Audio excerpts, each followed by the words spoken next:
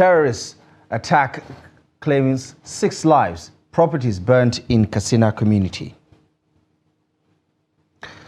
Grain prices on the decline as bulk purchases subside. NATO calls of strike action allaying fears of fuel shortages. United States urges temporary ceasefire in Israeli-Gaza conflict. Many thanks for joining us on the News Hour tonight. I'm Abdullahi Yadi. We begin in Katsina, where terrorists have attacked Fasari, a community in Fasari local government area of Katsina State, killing 6 people, including the ward head. The assailants, who launched their assault late on Monday night, also burned down 6 houses, 8 motorcycles or commercial vehicles, and several shops in the area. Residents describe the attack as well coordinated with sporadic shooting, while the attackers set ablaze vehicles and shops. The proximity of Nasarawa to the Army Super Camp, established in 2018, raises questions about the effectiveness of security measures in the area. The recent incident adds to the long-standing pattern of violence perpetrated by motorcycle-riding terrorists in the northwestern region of Nigeria, exacerbating an already dire humanitarian crisis. The attackers proceeded to Maigora, which is not far from Nasarawa Fasari, where they also left some residents with gunshot injuries, looted shops, rustled an unspecified number of cows, sheep, goats in the process. Let's get some more insight on this development. Join us now via phone from Katsina is Trust TV's Abdullahi Yadi. Abdullahi Yadi, thank you very much for joining us on the news. Another day, another attack. This has become a daily occurrence in different parts of Katsina. What more have we learned about this attack and the scale of the destruction in the aftermath?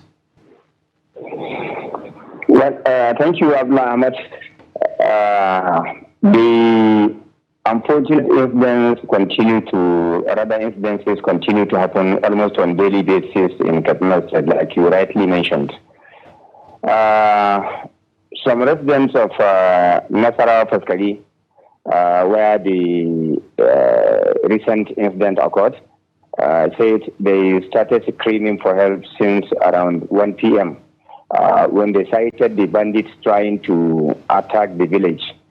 But unfortunately, the hoodlums operated for over an hour without hindrance from either the police or the military super camp, whose proximity from the village is just a few kilometers away, like you rightly mentioned in the introduction.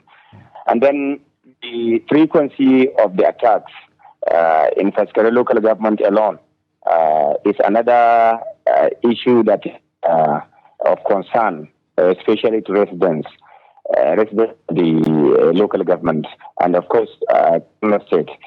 And this is because even last night after the Nasarawa incidents, like you mentioned, Maigora, Ruangodia communities, all in the same Fasari local government, were also attacked almost the same time. And this is happening almost on a daily basis, despite efforts the government is saying it is making to secure the state. Right. However, the residents are not unaware of the fact that security is everybody's business, but yet it is the sole responsibility of the federal government to ensure the security of lives and property. As such, most of the local communities we interviewed during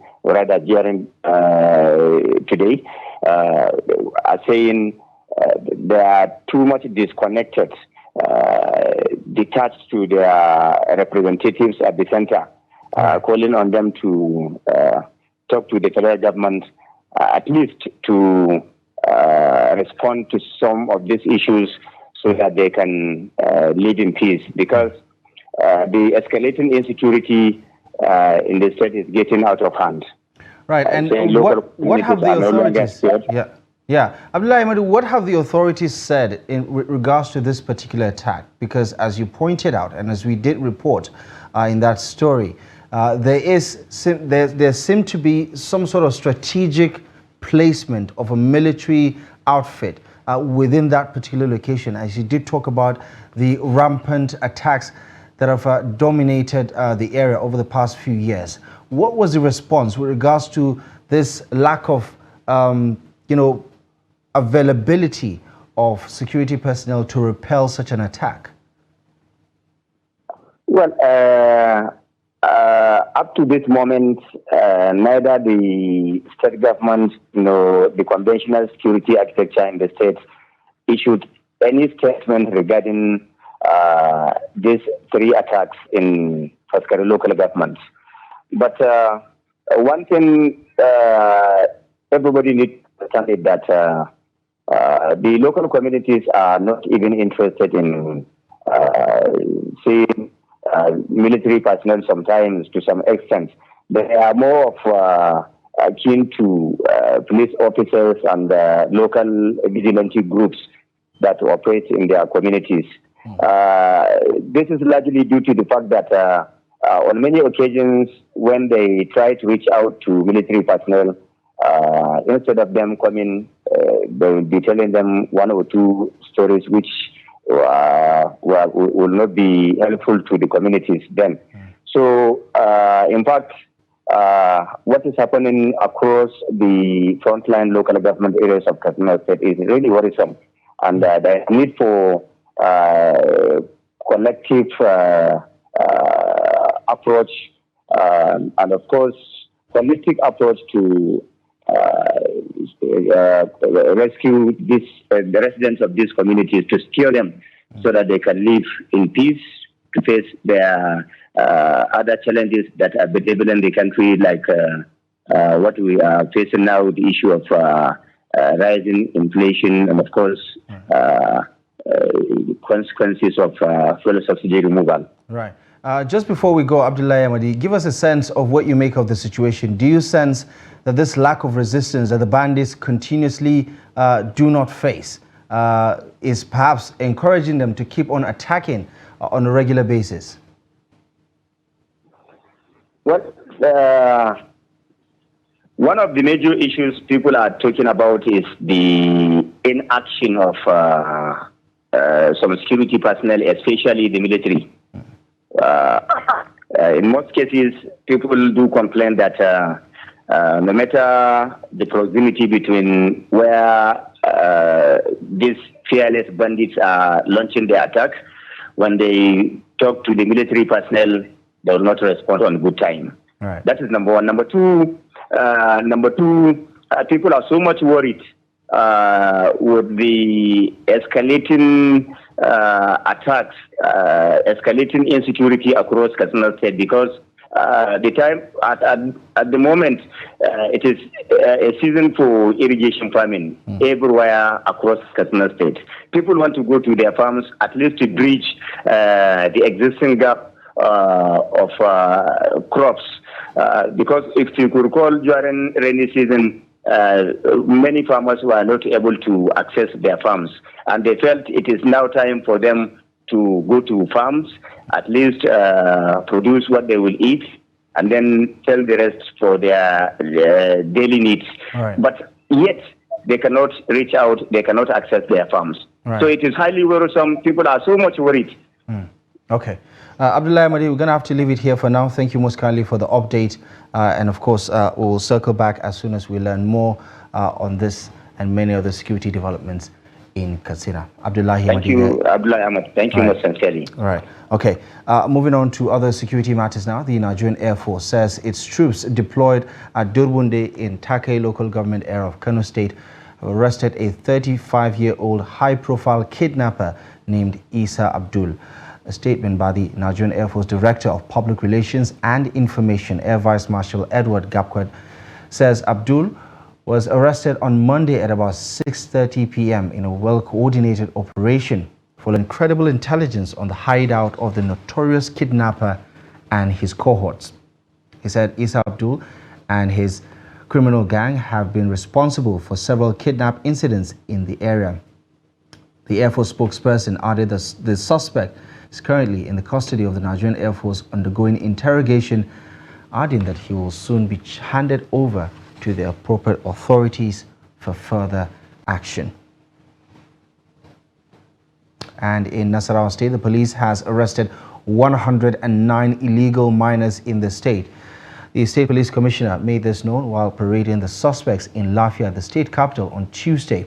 Trust TV's Abdullahi sent in this report as presented from our studio. Operatives of the anti-kidnapping unit of the Nasarawa State Police Command effected the arrest, raiding a Logan Hill in Nasarawa, Igon local government, with a view to arresting suspected kidnappers.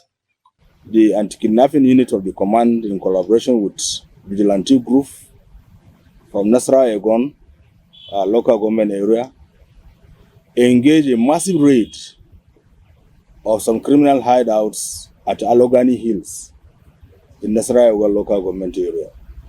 They raided from Mada Station to Akama area with a view to arresting suspected kidnappers.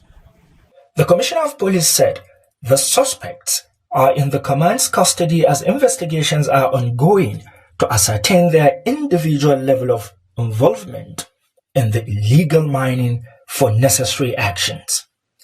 He explained that the command is partnering the state government through the Ministry of Environment and Natural Resources to get rid of illegal mining, kidnapping, and other criminal activities, especially at mining communities across the state. We are going to do more. We will continue to raid all the illegal miners in the state with a view to ensuring that the state move forward. Earlier, the Nasarawa Commissioner for Environment and Natural Resources, Yakubu Kwanta, said government had initiated a plan to profile artisanal miners in order to legalize their operations as provided by law, to no avail. He commended the state command of the Nigerian police for the arrest, acknowledging that such efforts will go a long way in ensuring responsible mining in the state. We commend the Nasarawa State Command of the Nigeria Police Force under the leadership of the Commissioner of Police, who has spent most part of his professional development as a senior police officer in the state before attaining his current status, for this diligent operation that has apprehended these illegal artisanal miners in their hundreds. Kwanta, who said government recognizes the need for the protection of all mining communities in the state. He explained that artisanal miners would be given a second chance if they are ready to operate legally in the various mining fields in the state. Now, the prices of grains have begun to decline in markets across Taraba State following a slowdown of bulk purchases by big firms and the state government's intervention with the formation of a committee on food security and management. The committee, headed by the Emir of Muri in Jalingo, has been mandated to look into the rising prices of grains across Taraba State with a view to ensuring that they remain within the reach of average citizens. Here's the report. Prices of grain had skyrocketed in the markets across the state, with some sellers blaming the astronomical increase on bulk buying for commercial purposes. Others blamed some merchants who buy from farmers in large quantities and store to sell at higher prices when the grains become scarce. These activities, when left unchecked, shoot up prices, leaving the average Nigerian incapable of buying for everyday consumption. It is against this backdrop that the state government inaugurated a committee to checkmate the activities of the farmers, marketers, and companies involved in the grain businesses in the state. According to some sellers, the prices of maize, rice, and other grains have reduced by almost 20 to 30,000 per bag since the committee came on board. Sunana Abubakar Hashidu, ina sai da shinkafa a bakin kasuwa. We sold rice last week at the rate of 2,300 naira, but right now it has been reduced to 2,000 or 1,900 naira. The reduction in the price of a bag of maize is almost 25 to 30,000 naira. We as retailers cannot cause the price to appreciate. Some customers said although they have heard that the prices have reduced, the situation according to them remains the same as other items are still expensive. Still, things are very, very cost, and the mess is 50,000 naira. But I was hearing they said it's 45 by now, 47. You can get it 45, 46, 47. So we are still waiting and see what the market will still. I don't think so. Like rice, this rice I'm carrying on my head, the cheap one that we do for what we use it to do tuwo. I bought this one 2,500 naira per mudu. So these are 4 mudus on my head. And then for maize, actually I have maize at home, but I learned that a bag is 52,000. So, but I didn't buy it because I have maize at home. The chairman grains marketers Jalingo Main Market, Yusuf Usman Nadalu, expressed dissatisfaction with the committee's order restricting the transportation of grains to other states, saying the move is counterproductive. According to him, since some of the grains like millet, guinea corn, and others were supplied from the neighboring states, stopping the transportation of maize and rice will lead to the scarcity of other grains that are not available in the state. He stressed the need for the government to control prices of other commodities in the market and not just grains. The prices of grains like maize and rice have reduced, and the reason is that the government stopped selling the grains to companies. Government should also look for ways to reduce the prices of other commodities. We marketers, we are not happy with the increase in prices, because if we were able to buy a local measure called mudu of rice before, you can hardly get half of that with the same amount you had bought a full one. Stopping companies from bulk buying is not a solution, because the companies are helping businessmen here. They called on the government to ensure that the prices of goods in the market are within the reach of the common man. Right now, 50 trucks conveying food items out of the country to Niger Republic were intercepted on Monday by the Zamfara State Transport Agency. The agency, which was enforcing a presidential directive meant to address the food crisis and hoarding, grounded the trucks loaded with assorted grains.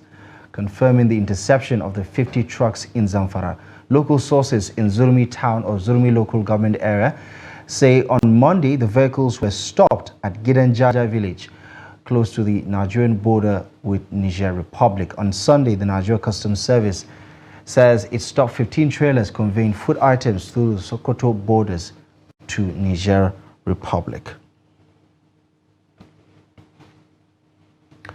Fish is one of the primary sources of protein consumed by millions of people across Nigeria.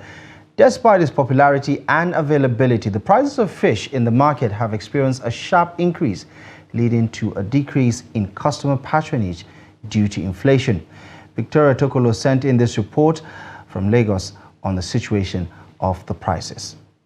Fish serves as a high-protein, low-fat dietary option, offering a myriad of health benefits. Particularly white-fleshed fish stands out as the leanest source of animal protein, while oily fish are rich in omega-3 fatty acids, which is crucial for heart health. Currently, the cost of fish in the market, especially frozen varieties, has seen a significant price increase, which mirrors the general trend affecting all food products. Specifically, a kilogram of frozen panla fish is now priced at 3,000 naira, while a kilogram of croaker fish is being sold for 4,500. Also, meat which is less commonly consumed by the elderly due to health concerns has also experienced a price hike. The once common 500 naira portion of meat is no longer available, and the 1,000 naira portion now yields merely 3 to 4 pieces. 136,000 naira for one carton of gogoro. Small carton is 36 pieces. It's 80,000 naira. Especially of Kampala. Kampala is too much. I go buy that today, buy 52,000 naira. One carton of fish. One fish is 2,000 naira now. Before we dey buy Titus maybe 15,000. Now Titus is 110. 110. Hotel now is 50,000 plus. What happened? To buy fish, to selling market, to eating market, to the eating fish now is problem. Market don't cost too much. Anybody don't see money carry go for one pikin. Shall I go to? I sell me. Money no reach. Wetin I wan do? Any customer no dey come again. Meet 1,000, they don't reach everything. Currently, there is a noticeable preference for fish over meat, particularly among the elderly population. Nigerian citizens who favor fish over meat have highlighted the challenges they face when purchasing a kilogram of fish. It's 3,000 4,000. Everything is too cost.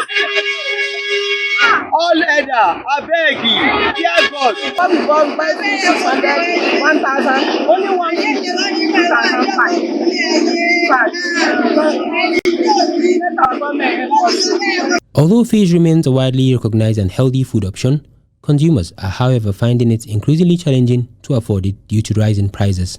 They are urging the Nigerian government to address the issue and make fish more accessible and affordable for all. Commercial motorcyclists in Makurdi, the Benue State capital, say their operations have been threatened by the surge in operational costs as well as the cost of buying new motorcycles. According to them, the rise in the price of premium motor spirit has dealt a major blow to their trade, causing some of them to reconsider continuing in the face of the current economic climate. Trust TV's Jimmy Azande reports. They are everywhere, commercial motorcyclists, popularly called Okada riders. This is because they are one of the commonest means of transportation in Nigeria.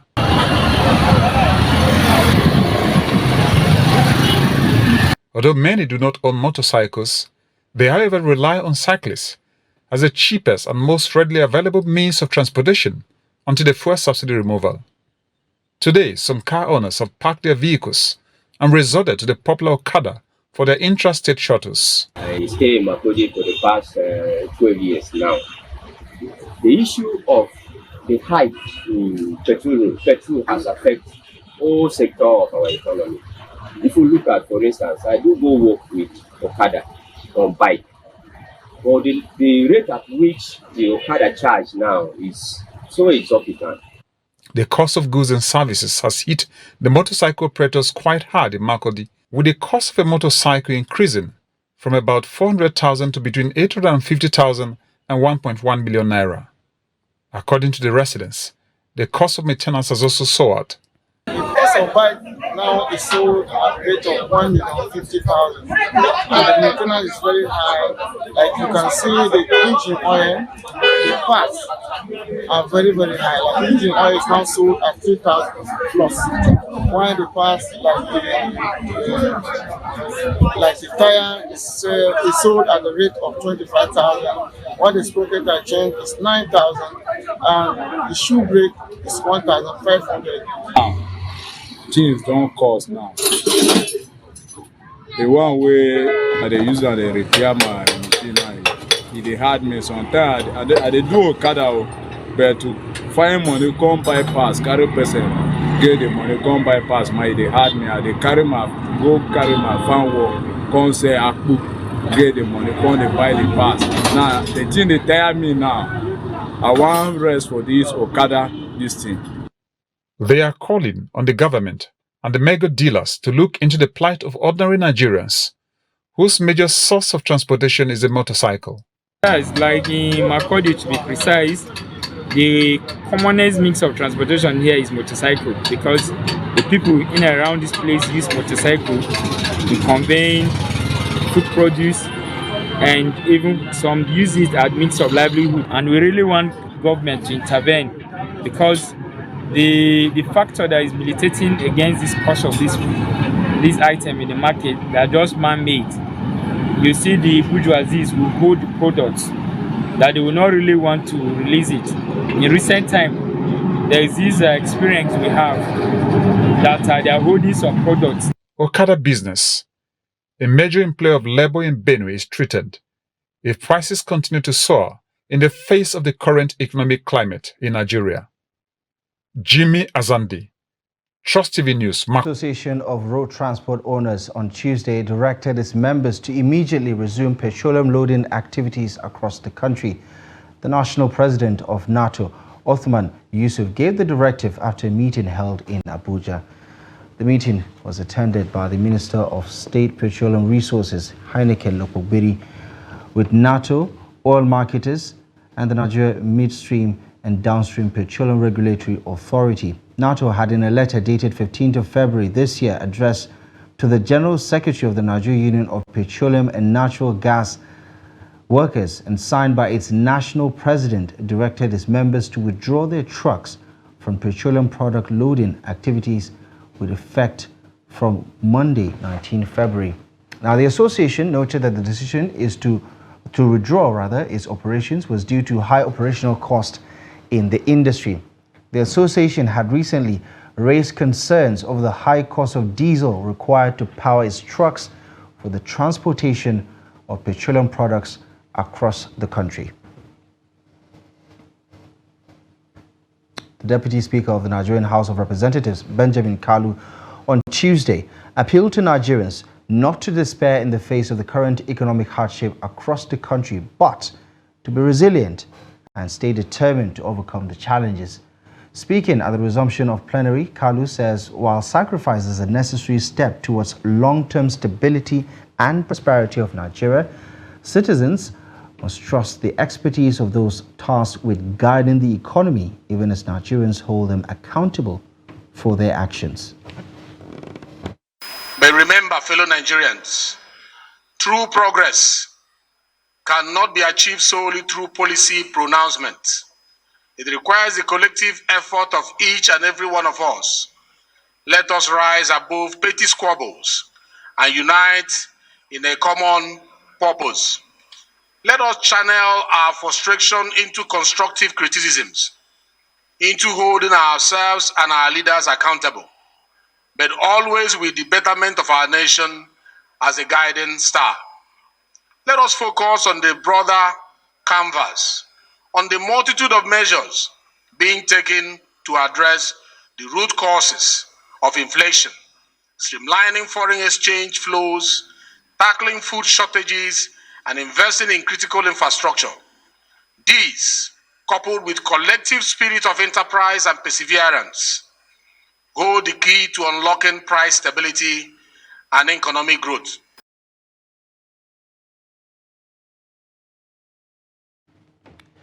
In other news, the organized labor in Niger State has announced an indefinite strike effective Wednesday, February 21st. In a letter addressed to the Niger State government through the office of the Secretary to the state government and jointly signed by the state chairman of the NLC, Idris Lafene, and the state chairman of the TUC, Ibrahim Ghana, the organized labor says the industrial action would last until the government resolves all outstanding disputes between the government and the organized labor. The unions had, among other things, asked the state government to reverse all those politically appointed as executive directors of finance, operations, and administration in agencies. The organized labor had also asked the state government to reverse the appointments of chairmen, members, and permanent commissioners of local government service commission and civil service commission, as well as appointments of director generals of some agencies. The organized labor in Niger State, however, warned the state government against appointment of civil servants that are not qualified as permanent secretaries, while asking the government to withdraw the appointment of a vice principal on secondment as permanent secretary to allow for career progression from within the system.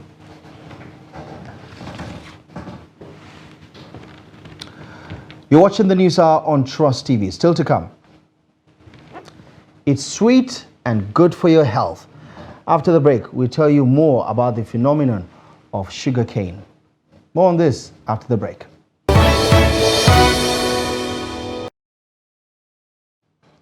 Welcome back to the news. Let's take another look at the headlines. Again, terrorist attack claims 6 lives, properties burned in Katsina community. Grain prices on the decline as bulk purchases subside. The Federal Capital Territory Minister, Nyesom Wike, has appealed to residents across the FCT and Nigerians in general to exercise patience with President Tinubu's administration amidst the prevailing economic hardship in the country. The minister made this appeal while officially flagging off the construction of a 5-kilometer road in Abaji in Abuja. Habibat Ajayi has more. The flag-off ceremony marks the beginning of the FCT's rural road projects within Abaji Area Council aimed at enhancing infrastructural development in the region. Minister Wike stressed the crucial role of good infrastructure in addressing food insecurity across the country. He explained that the project aimed to improve transportation within the community, stimulate economic activities, and enhance the overall quality of life for Abaji residents. I will never associate myself, identify myself with anything that will not work. If I tell you that things will turn around positively, be assured that it will turn around positively. Because for me, the decision taken by Mr. President, yes, may not have materialized as quickly as you want it. But what is important is at the end of the day, will it be fruitful to us? Yes. Are we going to enjoy it? Yes. If you are impatient, you are right to be impatient.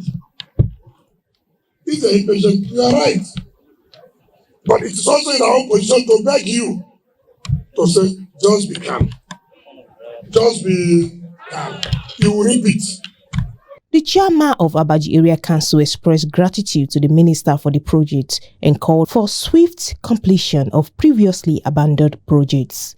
As our minister embarks on this journey of rural development, I call on all of us to remain united in our determination to see it through to completion. Let us embrace the opportunities that this rural infrastructure will bring, while also being mindful of the responsibility is entailed in terms of environmental sustainability. The construction of this road will open up several rural communities and improve economic activities, security along the road corridor. We assure the Honorable Minister that STDD will do our best to see to the thorough supervision and complete the delivery of this project on time. These roads, nominated by each area council, are non-partisan initiatives aimed at delivering tangible results within 1 year. Habibat Ajayi, Trust TV News, Abuja. To some of the day's other news, the House of Representatives has passed for second reading a bill seeking to create state police. The bill, sponsored by the Deputy Speaker of the House of Representatives, Benjamin Kalu, also seeks to transfer the police from the exclusive legislative list to the concurrent legislative list, a move that effectively empowers states to have state-controlled policing. The establishment of state police has been a subject of controversy and has been advocated for by various regional socio-political organizations and state governors as a viable solution to the escalating security challenges facing the nation. The bill, which is coming in the wake of the rising insecurity in the country, comprises 18 clauses which seeks to amend sections 34, 35, 39, 42, 84 and 89 of the Constitution. Other sections proposed for amendment are sections 129, 153, 197, 214, 215 and 216. Leading the debate on the bill during plenary, Representative Tolani Shagaya said there is an urgent need to decentralize the police to tackle the security challenges in the country. He said the bill will enable recalibration of the National Police Council to include the chairman of the State Police Service Commissions, emphasizing the collaborative and consultative nature of policing. The establishment of state police is a clarion call for a tailored, community-centric policing system. It is also an acknowledgement that our states are uniquely positioned to address the security challenges within the borders. Contributing in favor to the debate, some lawmakers said the clamor for state police is long overdue. Speaker, we have been presenting motions on insecurity on the floor of this House from the beginning of 9th Assembly to date. There was no single week that there was no matter of urgent public importance that has to do with security. The record is there, you can verify. We should find a way of licensing police. Any state that meets the condition precedent that is formed by maybe the Police Service Commission can apply. We are now concerned with what is the primary purpose of government: protection of life and property. I believe that is the most important job for all of us that are elected into office.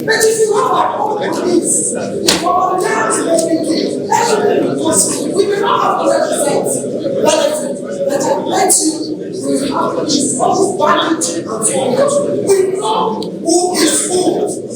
suggest that we should expunge the word state police into decentralization of the police force for Nigerians to understand and show the structure of operations. Speaking against the bill, a lawmaker from Katsina State noted that policing is capital intensive, adding that before establishing a state police, there is need to address socio-economic issues in society. Mr. Speaker, honourable members, as of today, we are a living witness. The federal government is battling on how to fund 300 or 400,000 police force in this country. Some of the states that we are clamoring to establish police states are not even viable economically. The lawmakers unanimously voted in support of the bill when it was put to a voice vote. The bill was referred to the Committee on Constitutional Review for further inputs. Staying with developments in the National Assembly at the upper chamber, the Senate has called for a thorough scrutiny of the Ways and Means funds to ascertain if the intervention monies were expended without the knowledge of the Parliament. The call followed a heated debate on the floor of the Nigerian Senate on Tuesday. The report.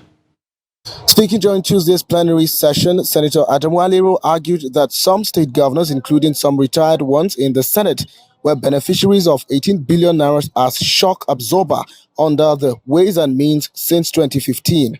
Each state government in 2023 was given 18 billion naira. At once, some of the governors that benefited from that 18 billion naira are here.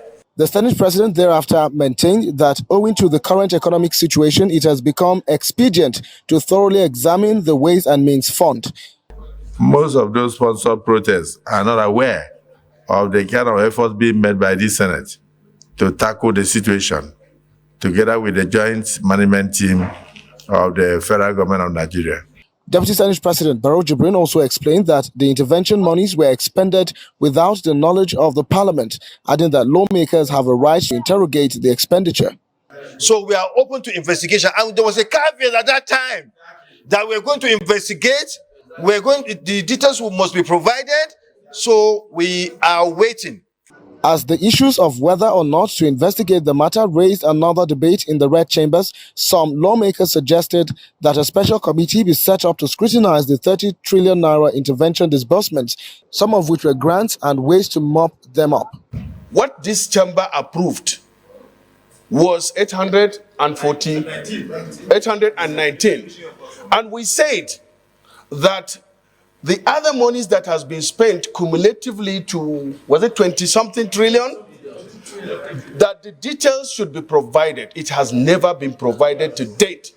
If some people spent money before bringing it to the Parliament for approval or appropriation, where did they get the money they spent? Because they spent money and they came here to look for approval. For the National Assembly to find out what happened.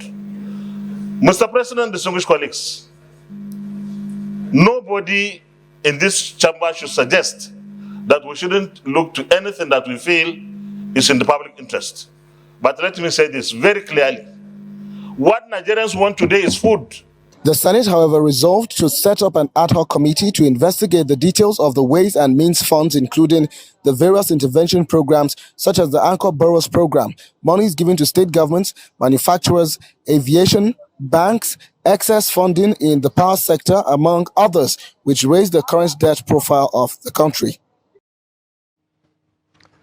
Now, a general health consultant in Bauchi State has encouraged Nigerians to consume more sugarcane because it contains vital minerals and vitamins that the body requires for healthy living. The physician gave the advice during an interview with Trust TV's Adamu Imam.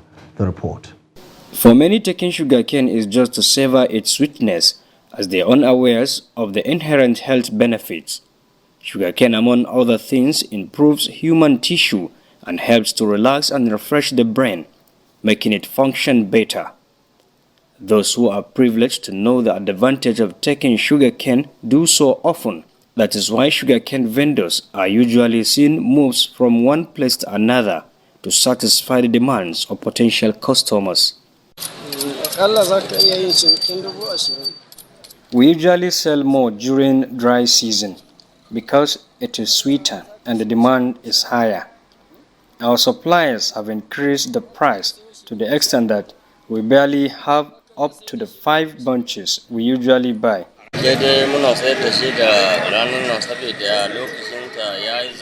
I make at least 20,000 naira per day from selling sugarcane. For instance, we buy a big bunch of sugarcane at the rate of 15,000 naira and sell same for 20,000 naira.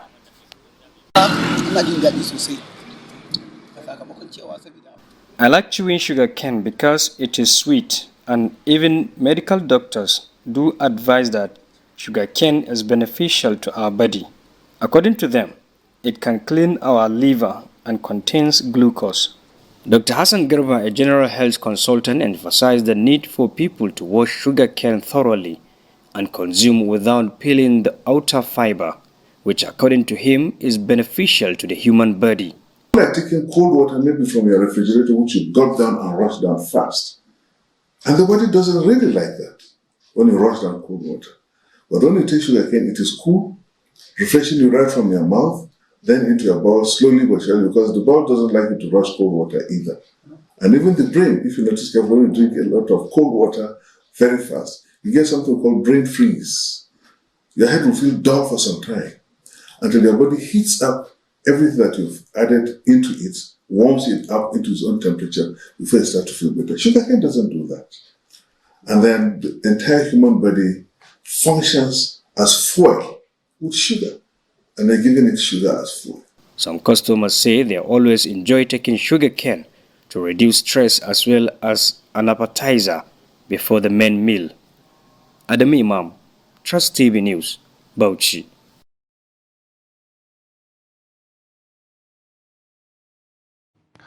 Now, the Niger Customs Service has refuted claims of a hike in duties as reported in some quarters, maintaining that no change has been officially made.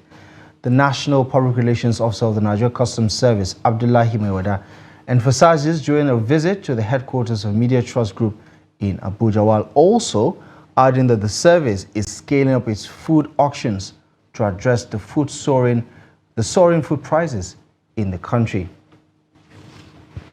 There is a fiscal policy arm of the government and the monetary arm of the government. Now, we are not responsible for determining exchange rate. That is a product of monetary policy.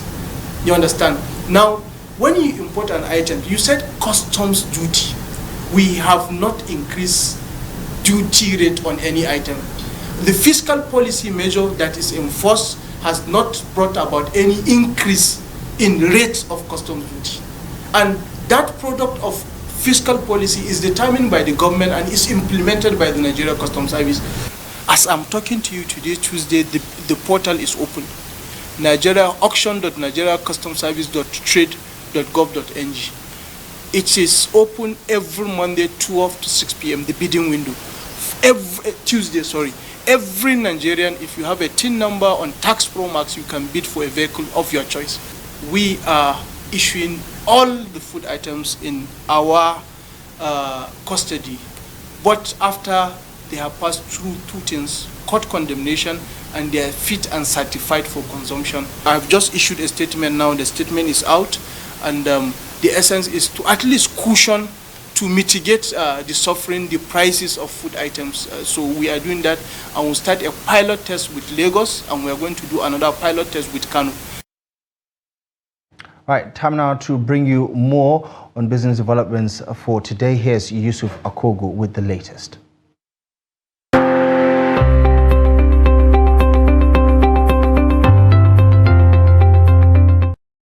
Welcome to Business News. I am Yusuf Akogo. The National Bureau of Statistics has disclosed that 87% of Nigerians within the working age bracket who do not have traditional salary positions have ventured into self-employment as at third quarter of 2023.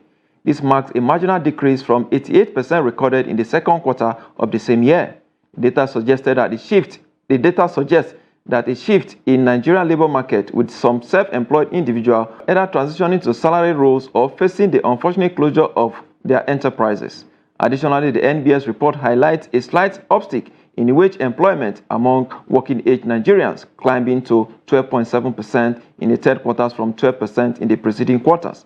The statistics underscore a critical aspect of Nigeria's labor market dynamics, pointing to a robust inclination towards self-employment amid the challenges of securing salaried positions. The House of Representatives has queried Access Bank, Citibank, Ecobank, and Fidelity Bank over 11.632 trillion revenue collected on behalf of the federal government through the remitter platform between 2015 and 2022 fiscal years. Chairman House Committee on Public Accounts Bamidele Salam issued a query at a resumed investigation hearing on alleged revenue leakages through the remitter platform in Abuja. The investigation also covered non-compliance with standard operating procedures and other allied services agreements. The committee demanded all the agreements signed between all the participating domestic banks and system spec remitter during the period under review. According to the record, Access Bank collected a total sum of 2.661 trillion naira from 3.5 million transactions between 2015 and 2022. Now to food commodities market. United Nations estimate 25 million people in Nigeria, or about 15% of the total population, are food insecure. Let's look at the food commodities for today. We look at the price of grains from Taraba State, talking about eastern part of Nigeria. A bag of 100 kg bag of maize there at the Mehua market in Taraba State is going for between 40,000 and of course 42,000. Millet, 34,000 naira, same at Lao market there in Taraba State. Guinea corn, 100 kg as well as Suntai market is going for 42,000 naira. Soya beans, 100 kg as well at Lao market there is going for 32,000. Paddy rice, local rice, all in Taraba State is going for between 37,000, 80,000, and of course white beans is going for 72,000 naira for 100 kg bag there. Now moving on to the stock market now. The market sustained negative trend on Tuesday as investors take profit on their investment. Indeed, when you invest,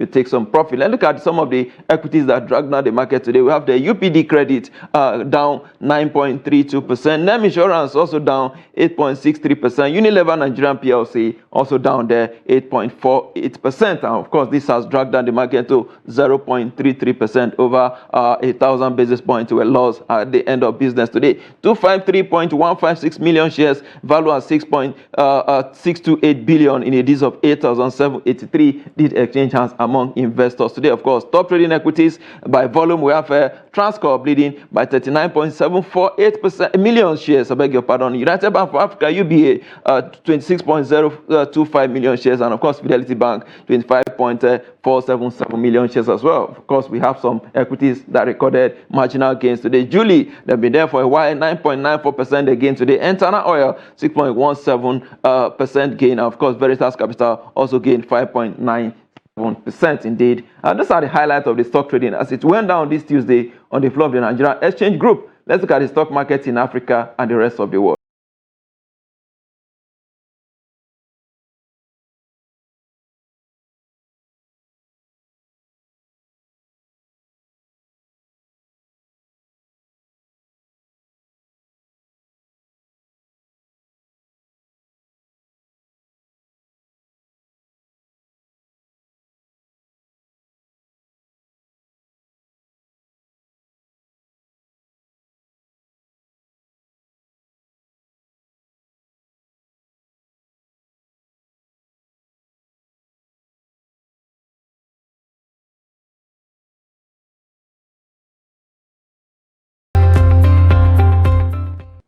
Finally, in business, oil prices edged lower on Tuesday but remain near 3 weeks highs on heightened Middle East tension as China shows some signs of economic recovery. At the London market, the Brent crude sells for $82 per barrel. For the oil basket, dealers offer $82 per barrel. That's business. I am Yusuf Akugu.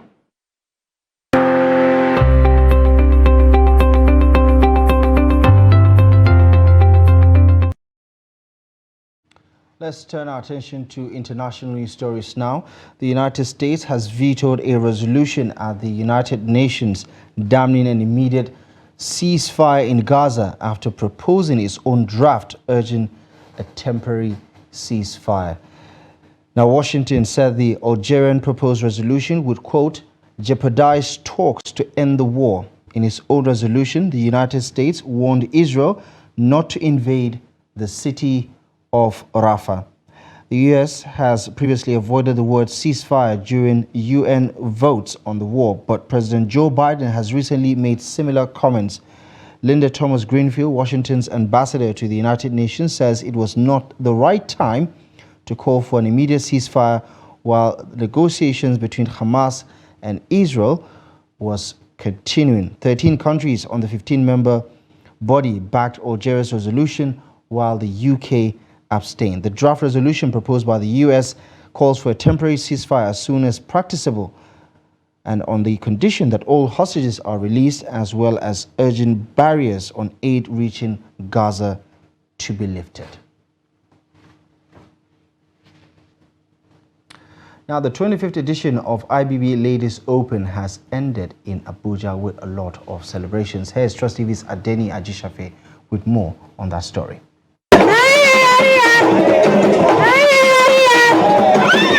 The three-day golf tournament where lady golfers were honored for competing in the 25th edition came to an end with an evening of celebrations at the IBB Ladies Open Award Dinner event at the IBB International Golf and Country Club in Abuja, with lots of fun and music to go along with the festivities.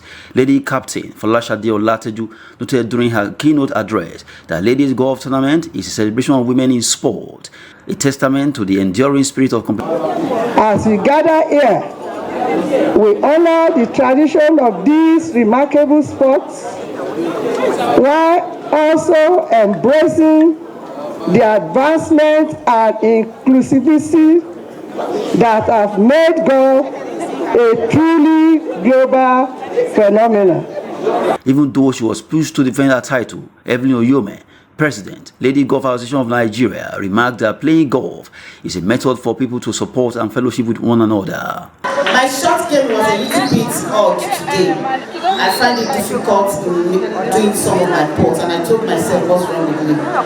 But when I got to back nine, I told myself I want to be on the green regulation for 2 in a par 4. If I have any mistake, I take my par and go.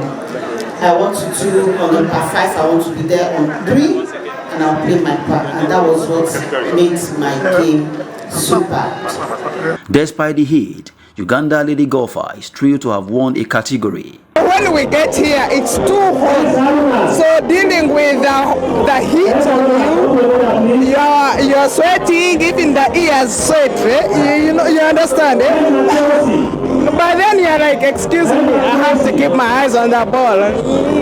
But then it's okay. And then the Nigerians are like, Team lead, brand management and communications, Media Trust, Benjamin Horn, informed the distinguished guests that Media Trust Group is available to cover events with the team, read, watch and listen, combining all in one place to drive home the broadcast partnership with IBB Ladies Open on all platforms. If you want to read it, we do have Daily Trust newspaper.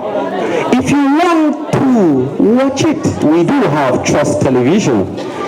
If you want to listen to it, we do have Trust Radio 92.7 FM. If you also want to listen to it again, we do have our podcast shows, Nigeria Ayo, Nigeria Daily, The Bearing, Dagalaraba. Evelyn Oyome kept her trophy as the overall top grosser as the event came to a close with the prize presentation to winners in several categories, including Ladies Pro Final Round, Veterans, Amateur Open Championship winner, Special Category, and overall winner girls. That's Sport News. I'm Adeni Ajishafe.